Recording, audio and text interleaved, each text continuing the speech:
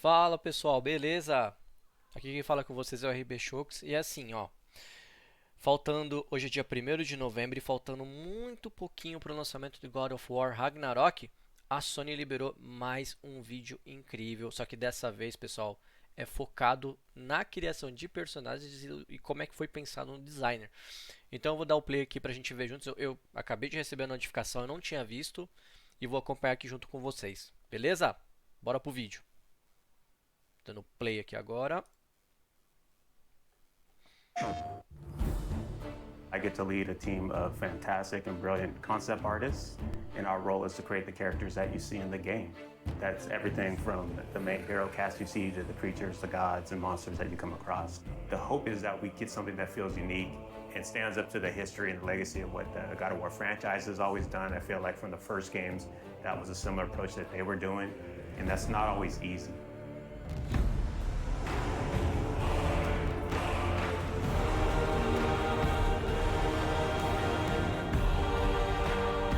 My name is Raf Grassetti. I'm the art director O for God Rafa, of War mano. Ragnarok. O Rafa Hi, Grassetti. my name is Marissa Coppert. I'm a character technical artist. Hi, my name is Angela Rico, and I am a senior character artist in God of War Ragnarok.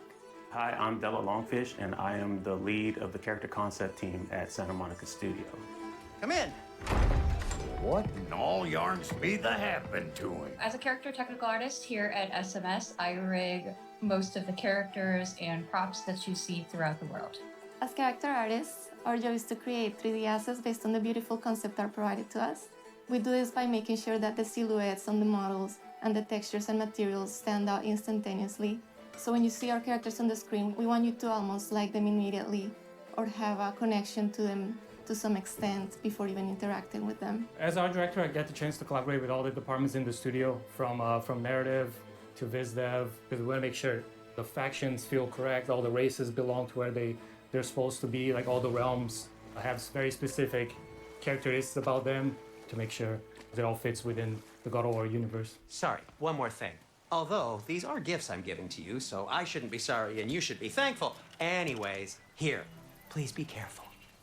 In the God of War 2018, we saw Brock and Sindri, and that was the tip of the iceberg of the Huldra. And in God of War Ragnarok, we actually get to go and visit Svartalfheim, where they're from. And a great part of that, too, is we want to make sure that we expand the cast. You know, we've just seen a little bit of what was represented, and that was something that we hadn't seen. Svartalfheim is a beautiful place. There's a lot of different biomes. You go from wetlands to mountain springs, and took a lot of inspiration from hot springs, from the minerals that you find, a lot of colorful minerals, a lot of resources. So the dwarves being the races that they are, we knew we wanted to play on that as well. So you see their influence on Svartalfheim on every corner. It's a realm where you're going to find a lot of water environments. There's quarries. It's a very industrial city. It's very organized, and you can see all the dwarves putting all the work into creating this great city where they live in. Knowing that they're blacksmiths, that was kind of reflected within their clothing. And you see that within the houses and every inch. We want to make sure that both the environments and characters had a cohesiveness that felt like every inch of it felt like it went together and was designed specifically by them. And again, that's something that we haven't seen in some of the other realms and is unique to these characters and their location. And the hope, it all goes together and creates a feeling within a realm that you're excited to see, feels unique, and really creates that sense of wonder where you want to go back.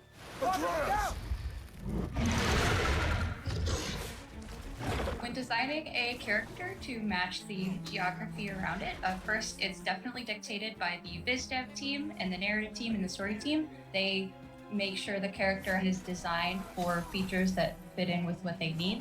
When designing the Grims, we took a lot of inspiration from the environment. So we took a lot of inspiration from lizards, creatures that kind of belong to that environment. They have those big claws. There's small critters to the big ones, and really building up that race, making sure they kind of belong and that realm felt lived in and that ecosystem felt like very diverse. Making sure that it feels natural and believable is a big part that goes into the design elements. So our artist, Stephen Oakley, pulled a lot from the environment concepts that Luke Berliner and his team were doing and put a lot of those into actually the skin texture, even the bulk and volumes that you see in the characters.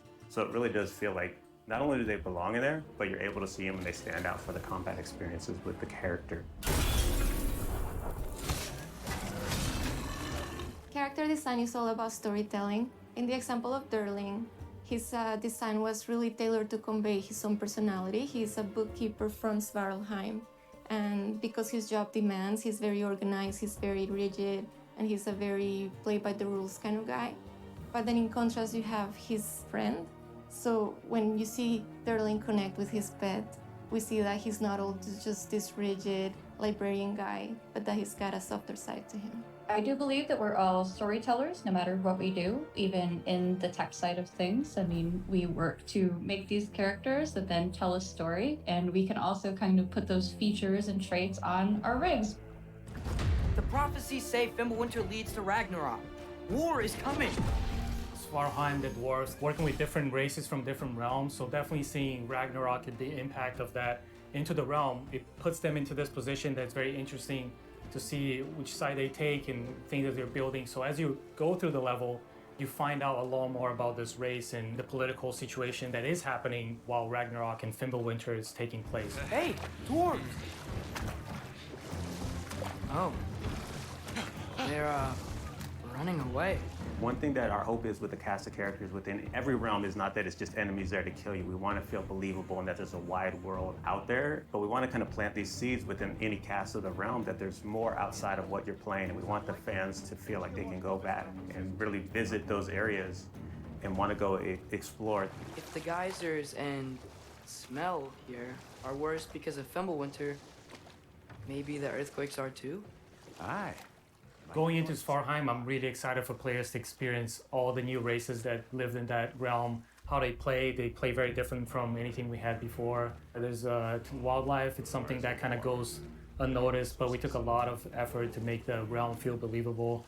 So there's a lot in Svartalfheim, a lot to explore. I'm really excited for Svartalfheim. It is a gorgeous realm. After looking through some of the cinematics and playing some of the cinematics and playing through some of the puzzles, I'm so excited how water plays such a big feature in that realm, and that is so cool. I'm most excited for fans to finally get to see how the dwarves live. Brock and Sindri were fan favorites in the last game, so I think that all the work that we've put into Svartalfheim is going to make all the other dwarves shine just as bright as the brothers did. The best part I have is turning on to YouTube and seeing all these call-outs and all the attention to detail that the fans pick up on. That's one thing that we keep in mind when we're designing characters, to make sure we do right by the fans. And knowing that all the work we put in will be seen and appreciated. That's not always the case, but our fans just get every little nook and cranny on that. And we love that, and we packed a lot of that in for this new cast, and we hope you guys get the same feeling with God of War Ragnarok.